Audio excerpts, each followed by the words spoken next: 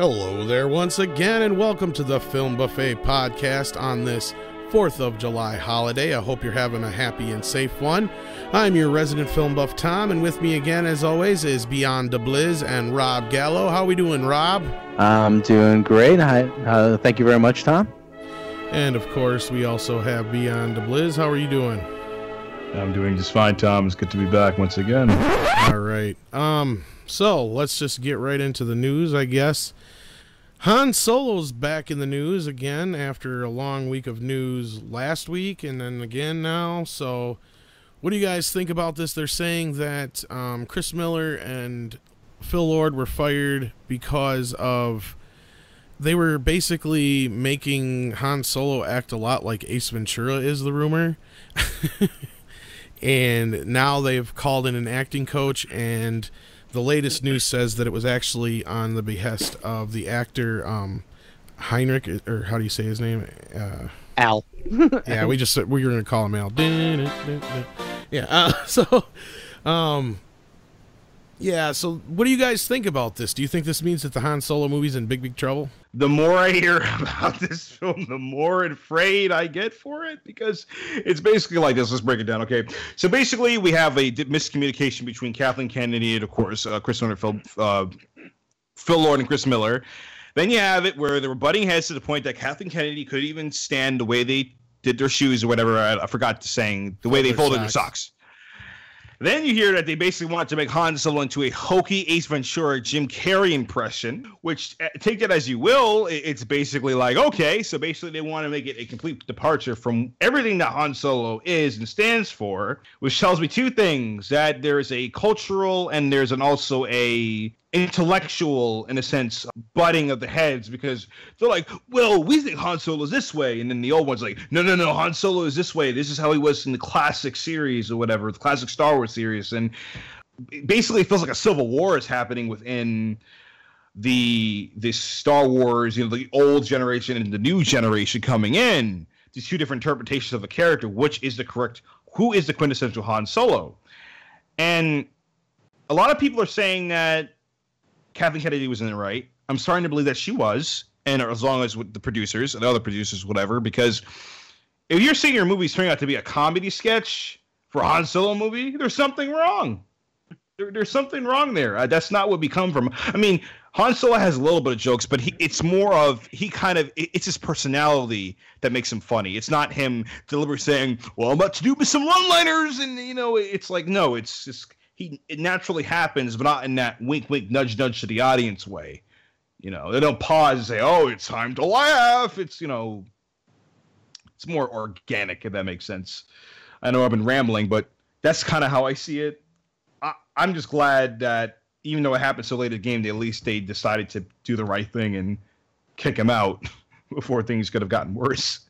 Let's see how the movie turns out, though, because it still can be a total disaster.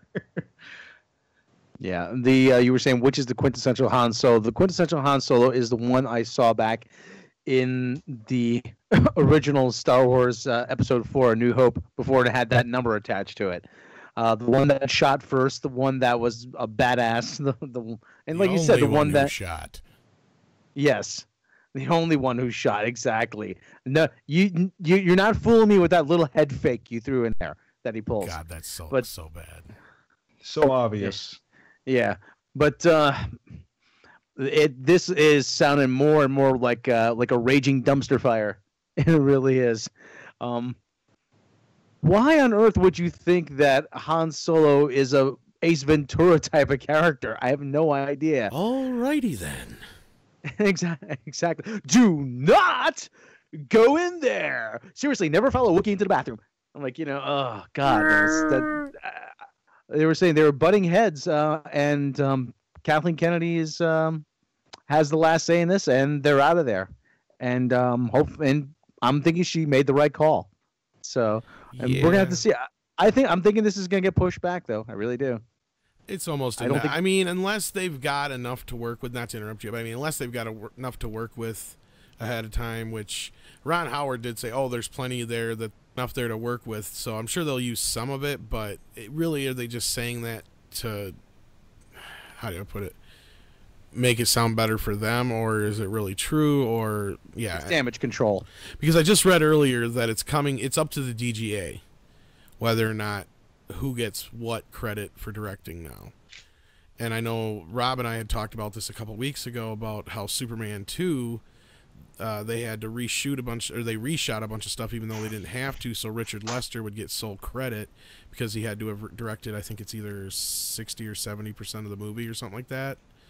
So I'm assuming as long as Ron Howard shoots at least 60% of the film, he'll get sole credit. It's either 60 or 70%. I can't remember which. I'd have to look, but yeah.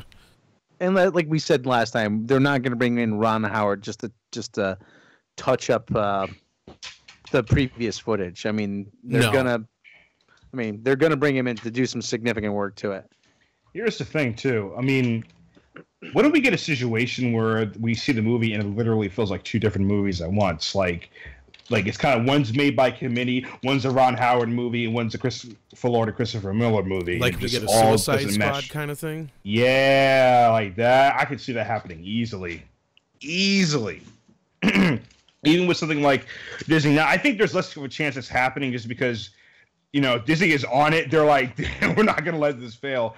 But I do think this sets a bad precedent because it's basically like, no one really wanted no one really wanted a Han Solo movie. Amen. We love Han Solo, but I didn't really want a Han Solo movie. It just kind of came out of left field for me. It felt very odd. It felt very weird. I'm like, I mean, Han Solo works as an ensemble like Hulk does in the Avengers. It didn't feel right to have him just have his own movie. And I understand, like, there's some ways it could work. It clearly can, but it's like, why do it? What's the point? Like, and that's why we even see the box office returns with Rogue One, where I argue that the movie could have done a lot better if you would have tweaked a few things. But other than that, too, basically what I'm trying to get at is I think the box office for Han Solo will be a lot lower than people actually think. Just because the way they're selling the movie, and I don't really, again, with all this negativity that's coming out about it, it's getting me really worried in that, when if it comes out and it fails, that can make Star Wars, the new Star Wars Disney regime look really bad. Could affect Star Wars Episode 9 or other spin-off films that are coming out in between if it fails. I think it'll definitely make them rethink all the other spin-off films. The one I could see on the chopping block next would be Boba Fett. That's the one I think that would definitely. Too similar to me, though. It feels too similar. Like I feel like Boba Fett should be in Han Solo. If that makes sense. Yeah.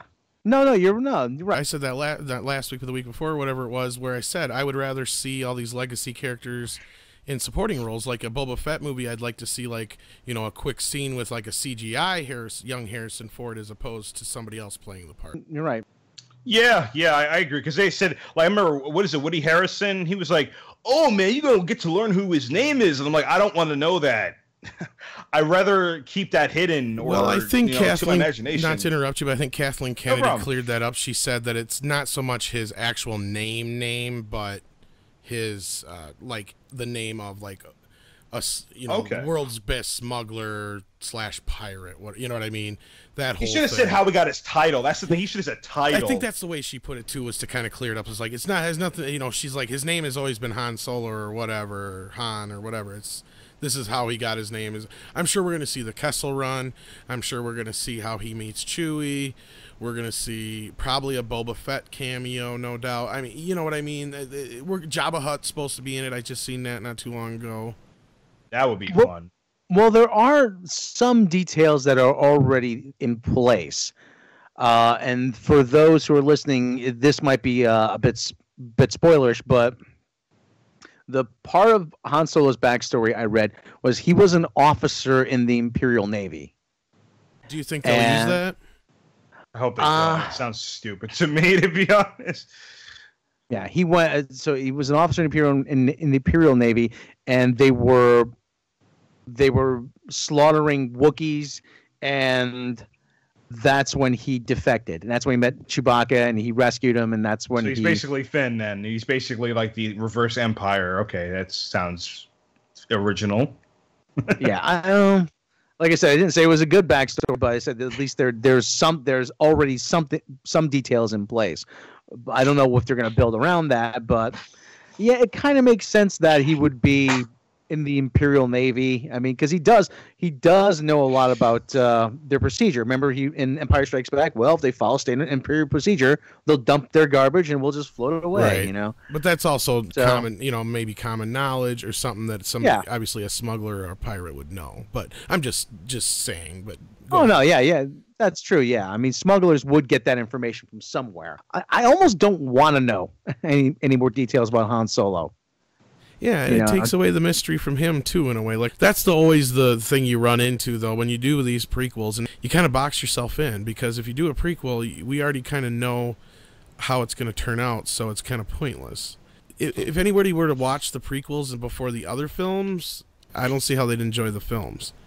And then once you know the big twist during Empire Strikes Back, you don't really need to see the other films. What is there you want to know? You know what I mean? You're better off just having it in your own mind and imagining what it was, because nothing's ever going to be what you imagine it to be. And I think that's what a lot of fans had as far as their problems with the prequels, not to get, too far off track, but it's still Star Wars related. I could totally agree. Again, it's better to leave more to the imagination. There's so many different places and people in this universe that they could be exploring that don't directly have to be connected with the other characters that we already know. You know what I mean? Oh, that's true too. Yeah, like the idea of like everyone has to be part of the Skywalker legacy in some way, shape, or form, or at least connected to the legacy characters. Yeah. Basically, they should have the characters where you're gonna have another Jedi out somewhere that you never even know about.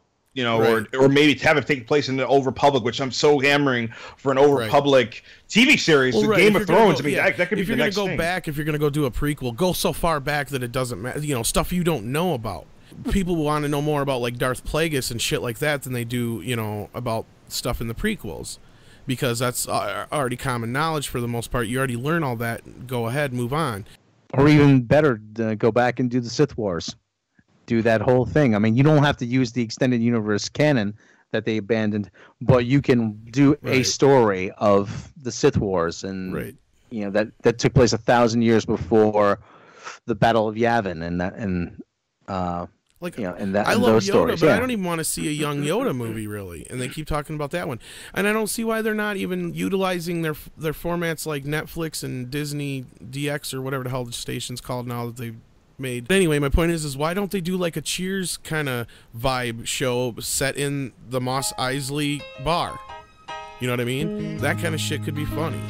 There's this show that's been sitting on ice since the Disney deal that the makers of Robot Chicken made, and it's hilarious looking. They've got like 30 episodes done. It's called Star Wars Detours. I don't know if you guys know what I'm talking about. No. I left a message with your roommate, but your machine was full, so your landlord hung up on me when I was walking your dog because my homework ate it. I got dressed for this? Half dressed. Put some pants on, man. I know of it. I think I may have heard of it once or twice. There's a trailer. Did they get rid of it? No, yeah, well, it's just been sitting on ice. They haven't done anything with it. The last time I knew, Seth Green and all them had said, oh yeah, they're planning on doing something with it, but it's just been sitting there for like years, and nobody's done anything with it. I've seen a trailer for it, and it looks hilarious, but I mean, that's what I'm saying. It just feels like, why are they boxing themselves into this little corner of the universe? It's like, but they've had nothing but issues with these anthology films. Granted, Rogue One turned out okay, but they still had to do all those reshoots. Here we are again with a similar situation, but this time we know it's because of something bad. Granted, they got out ahead of the news a little bit and kind of put their spin on it, and then and I said it before, that Disney's publicity department, or Lucasfilm's publicity department, whoever's handling it, definitely needs a raise, because they did a good job. This is the kind of shit when the stuff goes down at like DC and other places where they should take notes on this, and this is how you handle this shit. And they're doing movies because they want that big payday. They want that big, like $750 million, $800 million box office. They want toys. They want all the tie-ins. They want the Jedi burger at Wendy's or whatever it is. The Force milkshakes or whatever, And the Jabba Wappa. Yeah, I think said the Jabba Wappa. And yes, exactly. Go to Burger King, you will. Order the burger. but that's exactly what it is. It's a marketing machine. Oh yeah, well, and I think the movies give them gives them a better opportunity to ramp that up and really make a killing. But I think Beyond's right. I think this Han Solo film might be their first misstep. I mean, unless anybody else has anything to say about it right now. I mean, until we see a trailer and kind of get an idea of what we're getting. If it is a misstep, they'll quickly sweep it under the rug. Yeah. If we hear, like what Rob was just saying too, is if we hear in the next few weeks or months here that it's getting pushed to December, then we definitely know that the movie's in trouble. Like I said, I don't doubt that it would be moved to December. But like I said, we have no firm news about that now. But I'm expecting word to come down any day now. You know, the movie's being pushed back, the schedule's being reshuffled. So, and what would that do to the other prequels? Do you think the other prequels will get put on hold? I mean, the anthology films, you mean? Yeah, the other anthology films. I'm sorry about that. No, that's fine. I just think if this doesn't work, if Han Solo doesn't work, they'll play it very safe next time around. It might not be a prequel. It might be something like we were talking, where they'll do a spin-off of some type, and when it happens will be insignificant compared to the actual story. It'll be insignificant compared to the Force. And just remember, these are not the first directors to be fired off of a Star Wars movie either. Josh Trank was fired off of Boba Fett. Al, we keep forgetting to talk about Al. What do you guys think about having an acting coach come on? Because now the rumor is that he requested the acting coach because he was afraid that he was going to continue to give the same performance that he was giving for Lord and Miller. Yes. I think it's pretty concerning. It shows you, again, the whole discombobulated between what the producers want and what Phil Lord and Chris Miller wanted, and they're basically like, oh, well, we wanted to have it be like a comedy sketch. That's not what they wanted, and the fact they had to bring an acting coach shows you maybe Ehrenreich, is that how you say his name? Ehrenreich? Ehrenreich? Irish? I don't know. Butcher names. Okay, hold on. Han Solo movie. Let me look up his name real quick. Alden Ehrenreich. Okay, there we go. Alden Ehrenreich. I'm not going to say that name again after this. He basically was saying, okay, I'm going to be doing a more comedy type movie. And then now he's met with this, having to literally recalibrate himself to a different role, to a different persona. And now he has to have an acting coach to help him do that. I think that's what we're seeing here. Right. That's personally what I think. I guess the other side of it would be he's afraid. And I guess we got to give him credit for at least admitting that he might need an extra hand to get himself on track. What do you think, Rob? Yeah, I think it's going to be difficult for him to switch gears so quickly. And I don't think there's any shame in him admitting, say, hey, listen, I'm going to need a little help here. And they're probably going to sit down with Ron Howard and they're going to say, what is it that you need out of me? And they're going to figure it out. Right. And I'd rather have him do this than to just keep going the way it is and have it just probably be even worse than it already is now.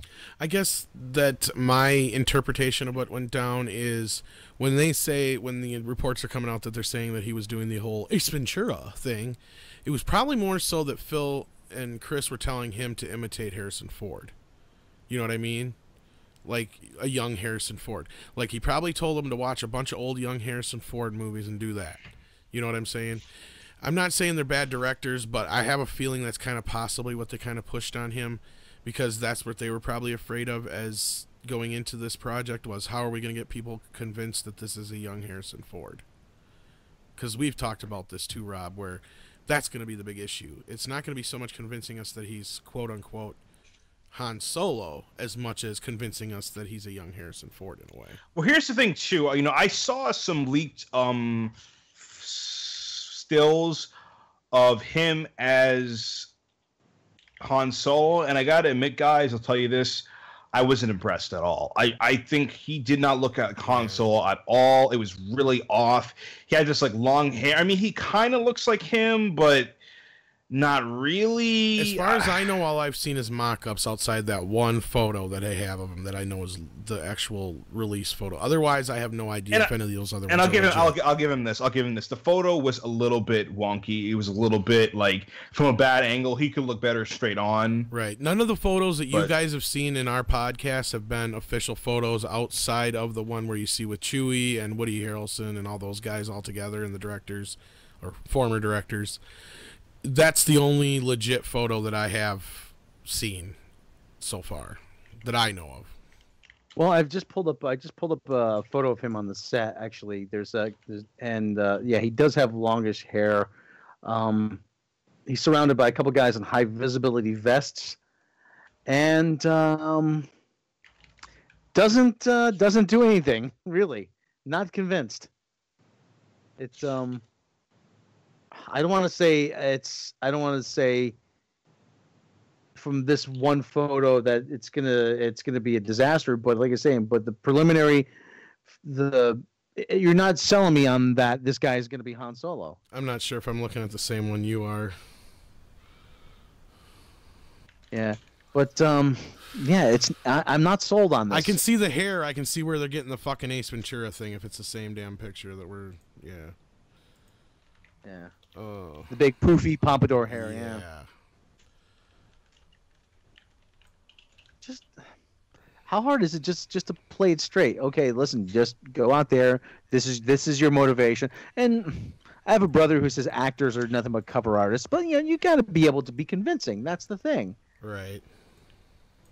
So I imagine it's a good thing though. Him bringing in an acting coach said, "Listen, we have to get this right." I'm sending you guys a pic right now. Is this the one you're talking about? Yeah, that's the one. Yeah, again, he just looks a little puffy. Well, it looks like they've got some kind of hair makeup looks- like he was in a fight or something. That looks. But Yeah, it looks like he's got yeah. a bruise under his eye. Yeah, like the Ace Ventura hair, though. I can see that shit. But yeah, I don't know. It does look a bit hokey. Now, does anybody remember the name of this guy that they had originally talked about having him play him? He's actually played young Harrison Ford in another movie too, and I can't think of his name. Yeah, I know who you're talking about. He played in a movie called Age of Adeline. He played the young Harrison Ford in that movie. Anyway, they were talking about there's a possibility of him coming in too yet if this doesn't work out with Al. Well, to me, here's the thing. That could be his big break, because I know for years he's done impressions of Harrison Ford and other characters. He's really good. The only thing is he doesn't really have the acting chops or the acting experience that Ehrenreich had. He has an advantage over him. Nevertheless, sometimes taking a chance could work. Sometimes. What movie did you say that was? Age of Adeline. Anthony Ingruber. Anthony Ingruber. That's the guy. Yeah. Okay. You guys beat Actually, I just pulled up a photo. Yeah, he's actually. Yeah, I think this guy would. And he met Harrison too. I was gonna say, is that who everybody was lobbying for to begin with, wasn't it? They were, and they had to go with a more established actor, which I understand from their perspective. I'm like, yeah, there's a handsome fellow right there. He's only 27 years old, guys. He's young. He looks like Harrison Ford. I mean, but if, like I said, I mean, he's more than got the look. If this Alden, if Al doesn't work out, I think they've got another guy just waiting for his opportunity here. He's in the on deck circle, as it were. I wouldn't be surprised if they're going to recast. I can seriously see that happening, for sure. Yeah, if that happens, it's going to be a train wreck. But that might be the best thing to happen, though. Is to push the reset button. It could push the reset button on it and push it back. But yeah, so the next thing I know we wanted to talk about, Beyond really wanted to talk about, and it'll lead us into the box office for the weekend. So let's talk about it first. Let's talk about Transformers. More than meets the eye. Or so far, they don't meet many eyes, it seems, anymore. Not even in China. China couldn't save them this time. It's finally coming to an end. The franchise is finally going to be destroyed. Oh yes, Michael Bay probably is going to get his comeuppance. He's going to rue the day he ever decided to touch the Transformers franchise. I am so glad that China's like, oh yeah, these movies do suck. Let me not go see them. And then, of course, it's reflected in the box office. Of course, it went 80% second week drop off. Yes. Oh man, I have never been so happy about a drop off for a movie in ever, really, ever. Because I'm like, finally, people are understanding. The movies are garbage. They suck. Don't give them their money. Don't give Michael Bay your money. Leave it alone. Don't watch it. It's crap. It's horrible. It's all it is just mindless explosions with characters you don't give two craps about whether they live or they die. It's CGI nonsense, and that's why no one likes it. And I'm so glad that the Paramount is going to get kicked in their butt. They're not going to be able to cater to China anymore. Transformers, the franchise, in my eyes, is dead.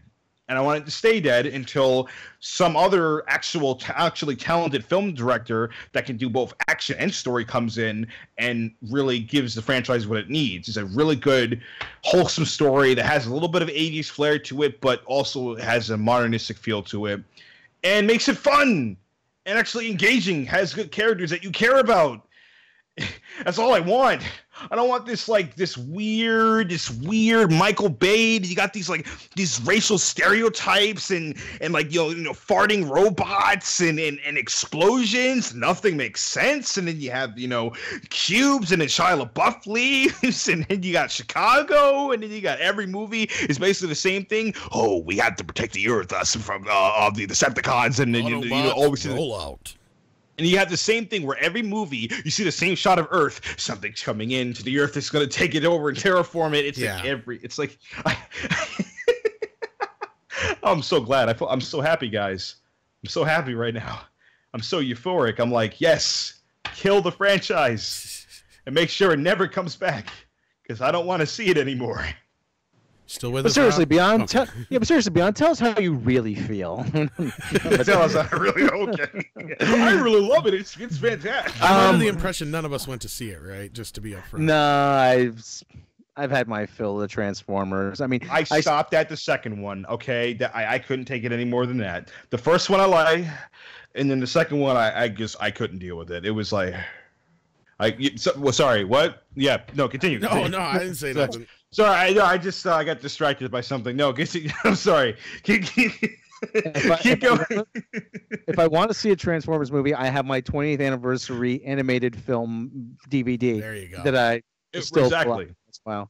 Right. I mean, yeah. I mean, I've had my fill of Transformers. I mean, yeah, it's the same movie over and over and over again.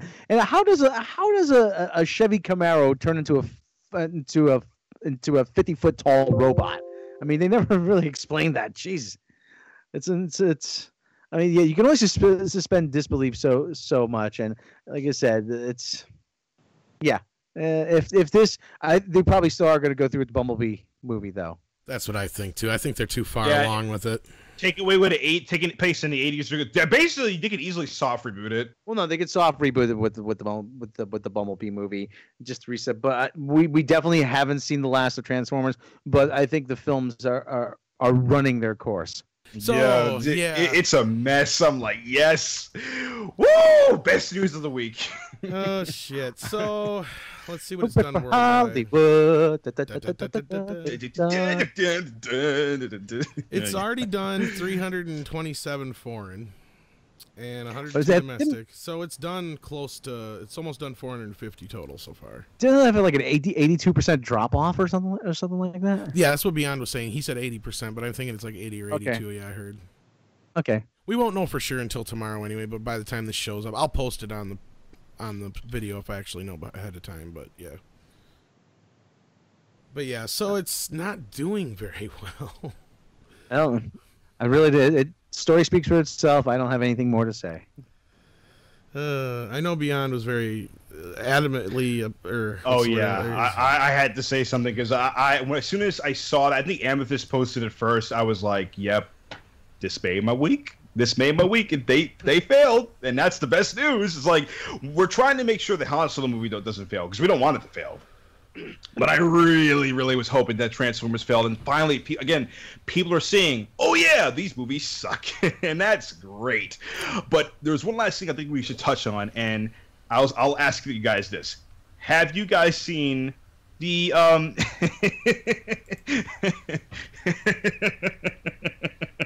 every time I think about it, I laugh because it's just so horrendous. Have you guys seen the Inhumans trailer? Have you got a chance to look at the glorious, high quality, made for TV in IMAX? Well, I was going to bring that up after the box office, but why not? Let's talk about the Inhumans trailer. Oh my fucking god! I'm gonna just say one quick thing, and then I'm gonna let Rob have the table on this one because he seems to be more into this. I mean, I knew kind of the Inhumans. They're another one that I don't know much of. I was introduced to them mostly through Agents of S.H.I.E.L.D., and then I quit watching that show because it just got dumb. This looks like somebody tried to do a live-action version of the X-Men 90s TV show. When I see this preview, I was fucking waiting for the... I was waiting for that shit to just fire up. And the fucking dog. What the fuck is up with the dog? It looks like something you get on your app you get on your phone to record shit and make shit show up. I used it for the Ghostbusters video back in the day because it has a bulldog pissing. That's what it looks like. It looks so horrendous.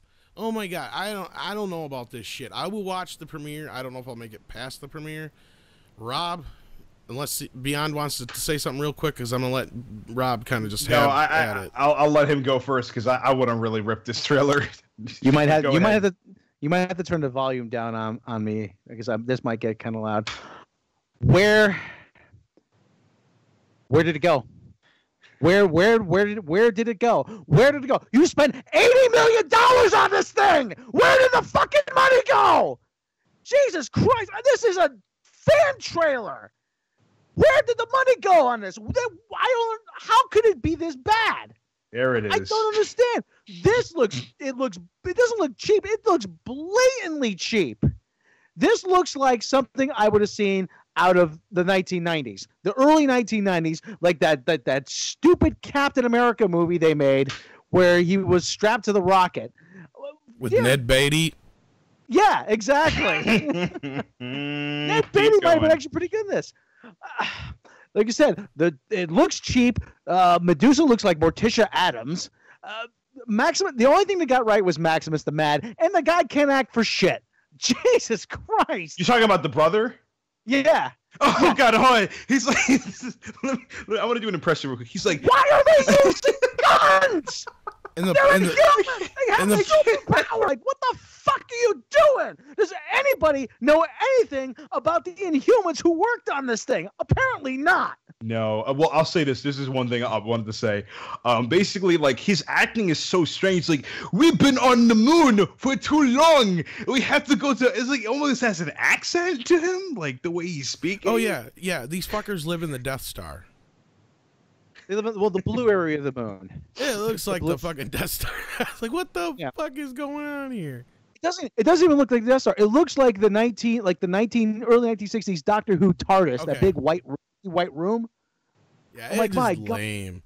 Now, now wasn't this originally going to be a feature film? Is that where the $80 million come in? It was back a couple years ago, 2014. Yeah, right. Okay, now did they take that $80 million then and just spread it over an entire season, or does anybody know anything about this? Because I think know that's probably what they did because it looks horrendous. Supposedly, it cost $12 million an episode, and what the fuck?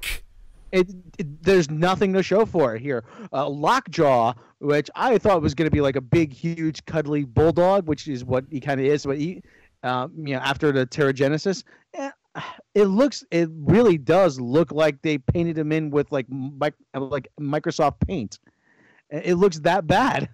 This looks terrible. Yeah, it's literally like, I swear to God, like I'll say this. I'm not much into TV because I don't like the fact that some of the budgets are kind of cheap in some of the shows, and sometimes it takes me out of it. I'm basically pretty much spoiled by big budget movies, but this makes me want to apologize to all the CW shows. That, I mean, they look like high production, like $200 million films compared to this Inhumans, whatever the heck this is. I mean, and they try to put the little dog at the end to try to say, oh, look, it's going to be funny. And I'm like, no, this is horrible. This is horrendous. And again, the same guy, isn't the guy from Game of Thrones his brother? Yeah. Max, I don't know. the guy- It's again. I can't. I don't know. I can't remember his name off the top of my head. He bothers me so much. I don't know what it is. Just the way he's speaking and the way his lips move to do it. I don't know. I don't know what it is. It's just something about the way he speaks just really gets under my skin, and it just sounds wrong to me. It just sounds, everything seems so out of touch and just doesn't make any sense, and everything just looks so cheap. You guys want some numbers? I got some numbers for you. The average episode. The guy who plays Maximus the Mad from Game of Thrones is Ewan Rowan. If he was in Game of Thrones, he plays the guy playing Maximus the Mad. So, like I said, I don't know how to pronounce his name. Can you at least find a guy with a name I can pronounce? Jeez. All right, go ahead. I'm sorry. No, it's fine. Is he the one that can't speak or whatever? Because if he speaks it. Yeah. Okay. Yeah. No. That's the brother. The guy who's playing Black Bolt. Oh, okay. I'm confused. Yeah. See. Okay. I'm like, I'm probably the only person here who's read Inhumans. I mean, so. Yeah, my introduction, like I said, was S.H.I.E.L.D. So, and that's probably not a very good introduction. Yeah. The guy who's playing Black Bolt, his name is Anson Mount. What the heck kind of name is that? Yeah, I don't know what else he did. Let me take a look. Sorry, Anson Mount. Hey guys, I'm Carly Clark. Anson Mount, IMDb. Okay, he was in. Okay, there's a picture of him from something else. He was in Hell on Wheels. He's in Mr. Right. He was in Visions, The Evil Within video game, voice of Sebastian Castellanos. Interesting. He's in the show. He's in the CBS series SEAL Team 6. No, it was a TV movie. I'm sorry, SEAL Team 6. Intimates short. He put in the short film Intimates. He played Hot Boyfriend. There you go. He was in Cook County, Dollhouse, the TV series. Short film in stereo. A lot of short films. A lot of TV. He was actually in Lost. That's his big credit here. He played Kevin in Lost. I never really watched Lost, to be honest with you. So I haven't seen a single episode. And he he played Paul Hayden on an episode of Smallville. I seen Smallville. Okay, probably not. Actually, Third Watch was the only thing he was in repeatedly. So it looks like they got him on the cheap. Okay. If we want to go way back, he was in Ally McBeal. Oh, Jesus. For one episode. So yeah, not the most impressive list of credits. So. Okay, I got some numbers for you guys. So you said that their supposed budget for the entire year is $80 million, but it's $12 million per episode. That's would what only be like a half a season worth of episodes, because I'm looking at it here. For the Arrow, Flash, and Daredevil, they roughly spend between $2 and $3.5 million per episode, from what it says here. So, and over an entire season, because Arrow and Flash are, I believe, 22 or 24 episodes. I think they're 22. 22 episodes, they spend roughly $77 to $80 million on an entire season of 22 episodes. And the effects and stuff on Flash are actually fairly good for what it is. Yeah. Well, it's only running 8 episodes. Damn, what the fuck? How did what? Only 8 episodes? Really? I thought maybe 10, 12? No, there's only going to be 8 episodes, yeah. So, this is bizarre. Who's pocketing all the fucking money then? Scott Buck, that's who. That's who. They gave... But let me just say, is this really any... Scott Buck was lambasted for Iron Fist. Did you guys see Iron Fist? Yeah, I've seen most of it. I've almost done watching it. Actually, it ain't too bad, but I don't know much about the character to really compare it to, so... Yeah, well, I didn't see it, so all I can go is by what other people are saying. But I just remember a lot of critics saying that it wasn't very good.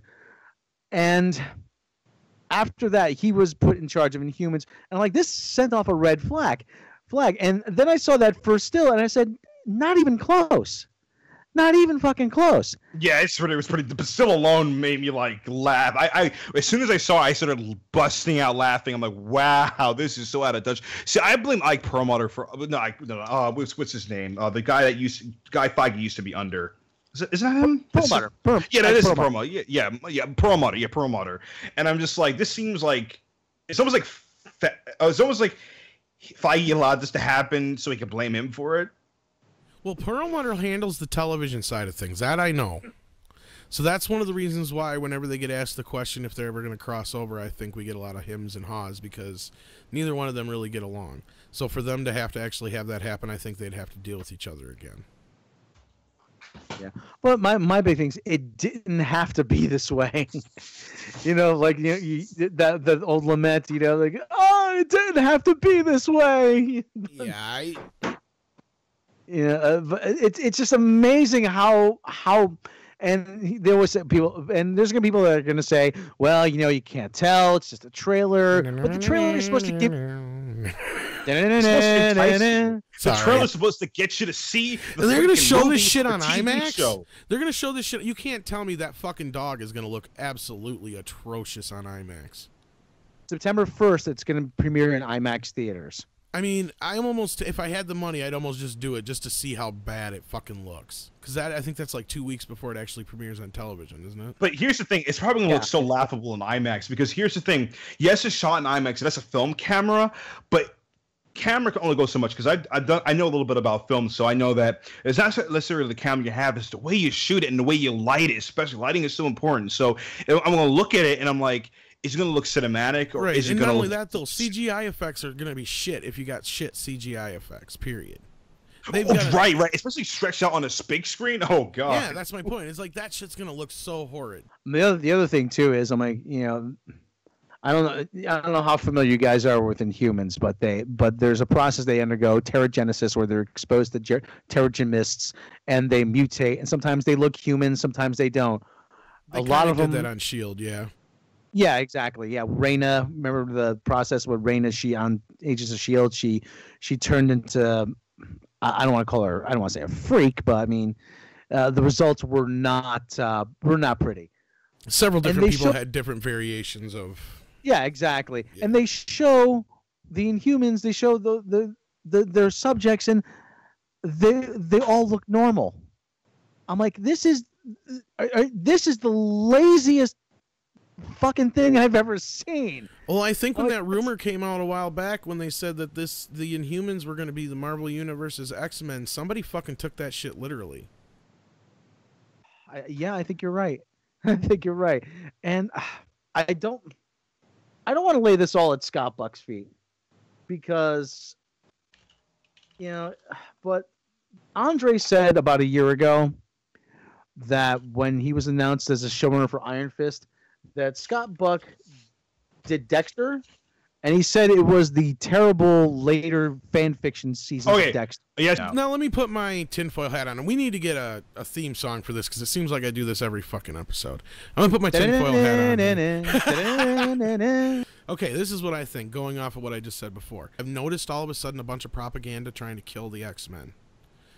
And I know that behind the scenes, there's always been this rift between Fox and Marvel to where they killed the Fantastic Four comics.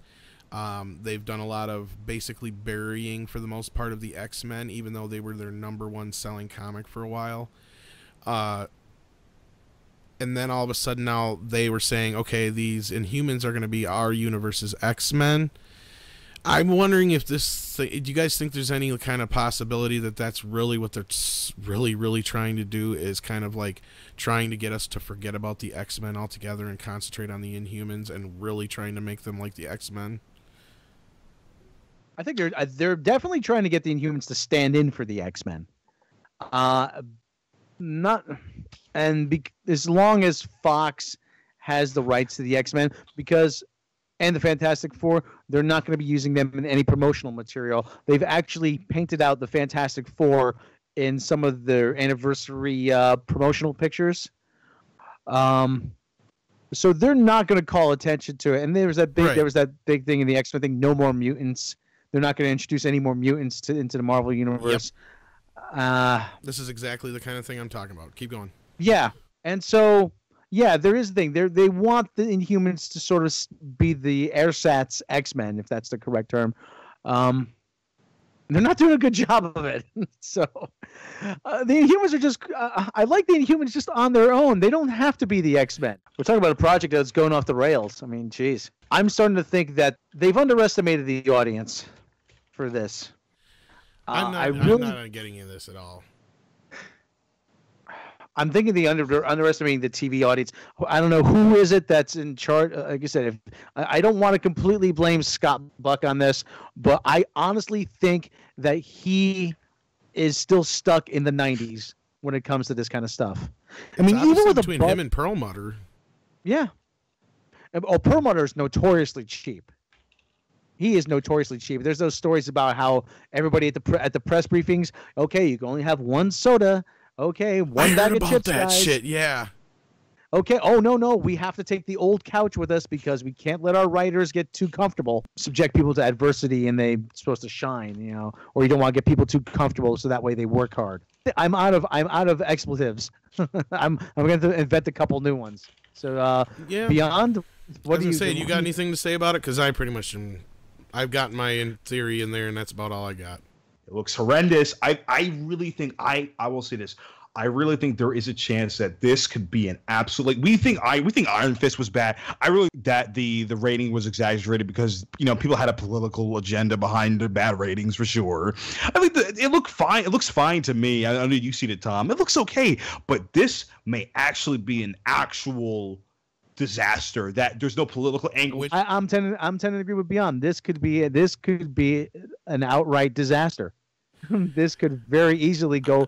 I mean, this could go way off the rails. Well, we got a question. We actually got a question.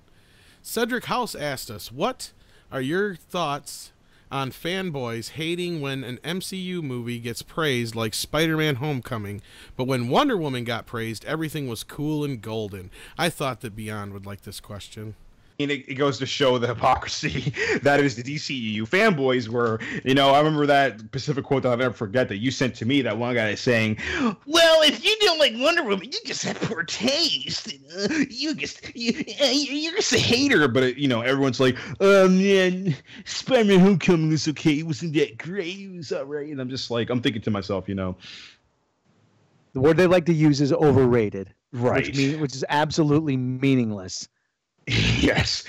I will say this. Ironically, I do think Wonder Woman is overrated. I will say that for sure. I really think it is. I looked at the movie. I gave it a chance. I think it's the most basic, simple movie you ever could make. However, I will say this. Spider-Man Homecoming looks like it has a lot more to it than just a generic story that just happened to work because you slapped Wonder Woman on the title. Nevertheless, I do think, again, it shows you the hypocrisies of the DCEU fanboys where basically last year they were campaigning against Rotten Tomatoes. Now they're propping up Rotten Tomatoes. See, it has 90% Rotten Tomatoes. It's approved. It's fresh. But last year they wanted to ban it. So it shows you how fickle the DC fanatiacs. That's what I call them. Pretty much. I mean, it's something. But in this context, I mean, overrated probably is an applicable term because you are actually. Like I said, people are thinking it's actually better than it actually is, and then when you stop and you break it down, you can actually point to problems that there are with it. So in that context, but in a lot of people talk about something being overrated, it just means it's too popular. That's the other thing. But as my buddy Jake said about Suicide Squad last year, and I will paraphrase him. The reason why they do this is because there are some people out there who want their favorite movies and their favorite properties to be just as big as Marvel, just as popular as Marvel, and just as good as Marvel. And then there are those who aren't delusional and see these things for what they actually are. So you have to take everything as for what it is. You have to see if things can stand on its own. And to the people who are going to say, oh yeah, well, Wonder Woman rules, Spider-Man sucks. Go have a beer and just relax. And so, but please drink responsibly. We want to make sure we say that. Drink responsibly. But if you're only 21, you got to be objective, and being objective doesn't mean being neutral. I mean, if something sucks, you just admit it sucks. That's all. Like, the problem with these DC fanatiacs is they're just like these feminazis and these SJWs, is their arguments all lead somewhere hypocritical. And when you point that out to them, it just enrages them more. So, how dare you disagree with me? Yeah, I'm going to censor you. Right. One of the things I can't stand along those lines is when someone says, "Well, how can you say that?" What do you mean? How can I say that? I just did. Like you put these words together, and that's how you say that. You put the words in your head. You make a sentence, and then you just convey that which you like constructed. I just explain that. Look above, left to right. Group of words make a sentence. You know. And I was talking to Tom about this. Stop telling me I don't understand something. Oh my God, I hate that. Well, you just don't understand. Like, no, I understand. I understand perfectly well. I'm saying it's not very good, or I'm saying it's very good, or whatever. Stop telling me I don't understand, because that's all you're doing is being an elitist asshole. Right. And that's what pisses me off more than anything, too. And just to kind of elaborate on that a little bit, that's what gets my goat when it comes to this shit, because it's like, I can sit here and look at some of the shittiest films of all time and pull out all kinds of analogies and things that the director and writer were trying to say, even though it's a piece of shit, okay? I can't sit here and tell you much more than in a simple fucking form what they were trying to accomplish with Man of Steel, Batman v Superman, and Suicide Squad, okay? For you to sit there and say that you don't like it just because you don't understand it is so degrading, and all it's going to do is piss somebody off. Yet they don't seem to understand that, or that's what they're trying to do. And all you're going to do is just make somebody think that you're nothing but a jerk-off asshole, and there's nothing that you're going to say is going to change their mind. Same thing goes the other way. I can sit there and listen to somebody and make a completely valid point, completely understand, and not have to get in a big argument over it just because we don't agree on something. And that's what these people need to start learning to do. And I mean, I guess just to kind of answer Cedric's question a little bit better, Cedric House, that's what he uses for a name. Cedric. Right. Shout out. Spider-Man Homecoming has not been out yet. So, I mean, only a few people have seen it, as far as, like, I know a lot of critics have already done a lot of their reviews and stuff like that. It's getting very, very positive buzz. Hopefully we plan on seeing it this week, and we'd like to do a live show right after, so hopefully you guys can tune in for that. The time on that will be roughly midnight Central Time, so plan accordingly with us if you also plan on going and want to listen. And we probably will be talking about spoilers, so that's another warning there. But just to get back on track, so I think it's a matter of, I think both Beyond and Rob touched on it big time, where it's, you have these DC fanatics. They basically rode Rotten Tomatoes so hard last year. Like, they were starting petitions to take it down. They and then all of a sudden this year, they were trying to say that, Marvel and DC had been, or Marvel and Disney had been paying off critics, all this bullshit. So then all conspiracy theory. Right. So then all of a sudden this year, I mean, you even had some blatant flat out fights. I know we brought it up a few times, like the rift between Grace Randolph and John Campea and shit like that kind of stemmed out of some of this shit. And obviously Grace Randolph is the one who's being paid constantly by WB, but we don't need to get into that again. Regardless, the point I'm getting to is, you have these people that are now trying to ride this train and say, oh, it's good because it's getting a 90-some% on Rotten Tomatoes. It's got to be good. Well, you guys said last year that Rotten Tomatoes was full of shit. And so basically they're backed in this corner now, just like I said in our roundtable, not to plug it.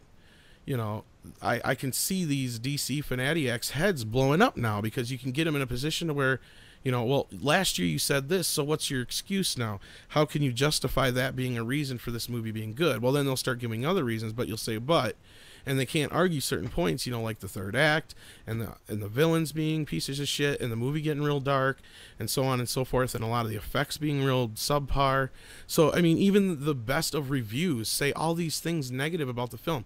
So how is it so hard for you to understand that somebody might feel this way about this movie that everybody else seems to praise and love?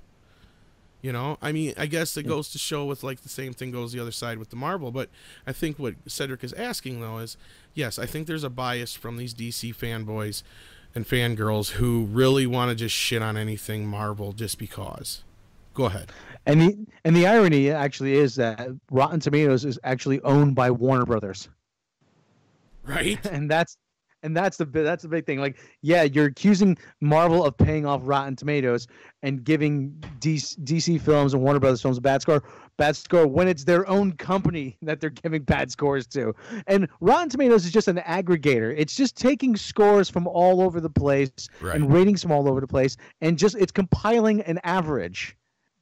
Yeah, they aren't actually giving the score themselves. The score is being given by various critics, and it's just being compiled into a number. That's all it is.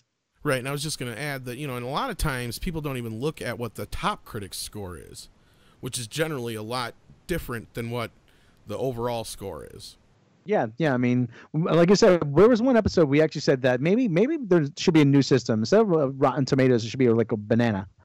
And as the worse the film gets scored, the more brown it turns.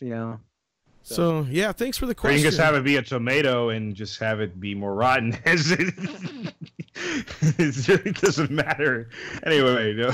Well, did you have anything else to add to that for Cedric's question, or? No, I mean, I pretty much said it, in the beginning. It shows you the hypocrisy where they'll flip sides. Whatever is convenient to them, that's what they're going to do, because they have no argument. And it's insane because they're so irrational, and you can tell clearly they're just doing whatever they feel is going to get with them the argument. Yeah, and we're not saying that somebody shouldn't like something. You like what you like, right? But at the same time, just say, okay, you like that. I disagree with you. That doesn't mean I'm wrong. That doesn't mean you're right. Right. Some people like vanilla. Some people like chocolate. Not every flavor's everybody's favorite. Exactly. So I guess that's a perfect segue into box office. Oh, I'm sorry. We're all different. Right. Should we sing Kumbaya now? Okay, let's move on. All we are saying, give peace a chance, is go see Spider-Man Homecoming this Thursday. Because we are the world. Tune in for Films special at night. Okay, so let's move on to box office. And we already kind of touched on what Transformers did, so we don't really need to cover that one so much as the rest of the box office. So, on top, of course, without any real surprise, Despicable Me 3 took the top spot. What is surprising is that the movie came in around 100, they were estimating it to hit 100 million for the weekend, and it did not. It only made 75. Baby Driver did surprisingly well. I thought I heard it did about 30, but they might have been adding in the previews for that, because it did a respectable 21 million for the weekend, performing above Transformers, of course, which is looking at about a $17 million estimated weekend. Wonder Woman came in 4th place with 16, and Cars 3 rounded off the top 5 with 9, and The House didn't even make it into the top 5, which of course is the new Will Ferrell comedy from Warner Brothers that did not do too well. It kind of flopped. It only did 9 million. So what do you guys think about what now? I'm sorry. The House, the new comedy from Will Ferrell. Yeah, that was the total, yeah. And I think that they didn't even do a critic screening for that, if I'm not mistaken. So that's. I think it was either not at all or last minute. The last time I checked, which is horrendous. So. And Warner Brothers released it under New Line, it looks like. So it looks like all they've done with New Line lately is like, okay, we got a shit movie, let's throw it under New Line. They did that with Vacation too. So yeah, quite a lackluster box office this weekend. We pretty much kind of covered Transformers to death, and Rough Night, the comedy that came out last week, just totally disappeared. The House flopped, but the big news, of course, is Baby Driver. None of us have had a chance to see it yet. I know I want to. So if I get a chance, I will review that. Otherwise, speaking of reviews, if you guys out there want to join us, we are going to go live at, I believe it will be midnight Central Time, Thursday night. So actually it'll be early Friday morning. So 11:59 Thursday night after the early show of Spider-Man to talk about how we feel about the film. So join us here on the Film Buffet Podcast live Thursday night. So I'll put all the information down below on where you can find everybody, but go ahead and tell everybody where they can find you, Rob. You can find me at Robot Shlomo on YouTube. You can find me also at Robot Shlomo on Twitter. And you can find me probably lurking around the garbage cans behind your house. Ooh. No, just kidding. That's probably a gigantic raccoon out back there. You never know. Well, did you get that costume back from the dry cleaners yet? Shh, they don't know about that. Oh shit! Sorry, they don't know. I forgot. They don't. They still don't know I have it. Oh, I'm gonna have to pay the deposit now. Shit. Okay. Anyway, Beyond, how can everybody find you? You can find me on YouTube. You can find a bunch of places: YouTube, freaking SoundCloud, Twitter. So you're usually on Twitter or on the group. I'm usually, of course, YouTube. My 2 YouTube channels. Of course, you can also find me on Twitter. And I'm sorry, I'm a little tired here, so I'm like, me too. My brain is like going racing. So I'm about to, as soon as I get done, I'm literally going to like collapse to bed. I'm getting to that point too. I know. Oh shit. Oh shit! I'm so tired. I forgot to mention you can find me at Midnight's Edge. Oh yes, I was gonna bring it up though. I was gonna say you can find both Rob and Beyond on the round table for Spider-Man that's up now on Midnight's Edge. Also, you can find them here as usual on the Film Buffet podcast and other Film Buff channel stuff. Anyway, it's late. Yeah, it's fucking late. I can tell. Jesus Christ. Anyway, you can find me at Twitter at Thomas Connors Jr. and of course you can always see me on the Facebook groups and here on the Film Buffet podcast, and send us your questions like we had one from Cedric tonight. You can always send them off at filmbuffetpodcast@gmail.com. So until next time, thanks a lot for joining us here on the Film Buffet podcast.